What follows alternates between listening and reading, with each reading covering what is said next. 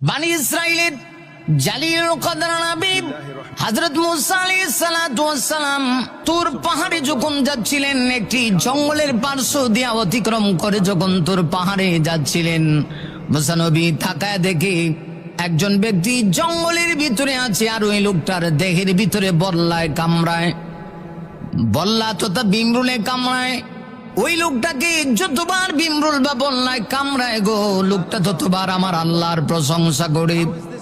লোকটাকে বল্লায় কামড়ায়, লোকটা তখন বলে সুবহানাল্লাহ, আলহামদুলিল্লাহ, আল্লাহু আকবার, আমার আল্লাহ পবিত্র।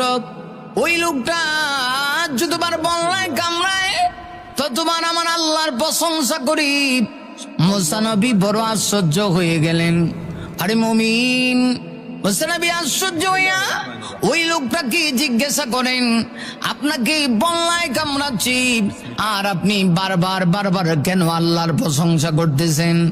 এভাবে কত বছর যাবত আপনি আল্লাহর প্রশংসা করতেছেন?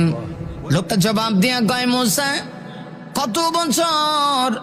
1-2 বছর না, আজকে প্রায় 400 বছর হয়ে গিয়েছে।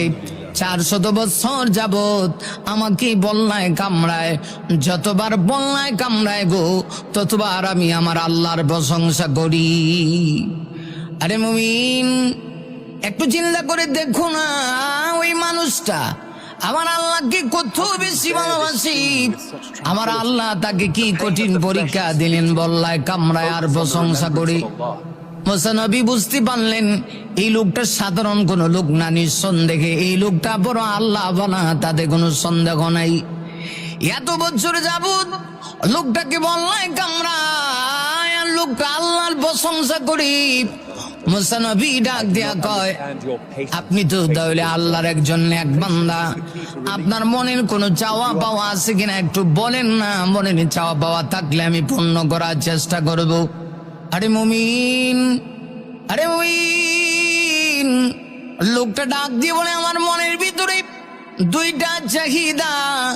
1 নাম্বার চাহিদা হলো জামানার শ্রেষ্ঠ নবী মুসার সাক্ষাৎ আমি চাই। মুসাকে আমি দেখতে চাই। এই বানি ইসরাইলের সবচাইতে দামি নবী মুসার সঙ্গে যদি আমার সাক্ষাৎ হয়ে যায় গো, তাহলে আমার একটা চাহিদা পূর্ণ হয়ে গেল। দ্বিতীয় আর একটা চাহিদা, ওই যে সামনে একটা কুয়া আছে, কুয়া, এই কুয়ার পানি প্রচন্ড ঠান্ডা, ওই কুয়ার ভিতর থেকে ঠান্ডা গ্লাস পানি আমি পান করতে যাই। মুসা নবী তিনি আর তার পরিচয় দিলেন না। মুসা নবী মনে মনে ভাবতেছে তাহলে তার দুটো আশা এই মুহূর্তে পূরণ হতে যাচ্ছে।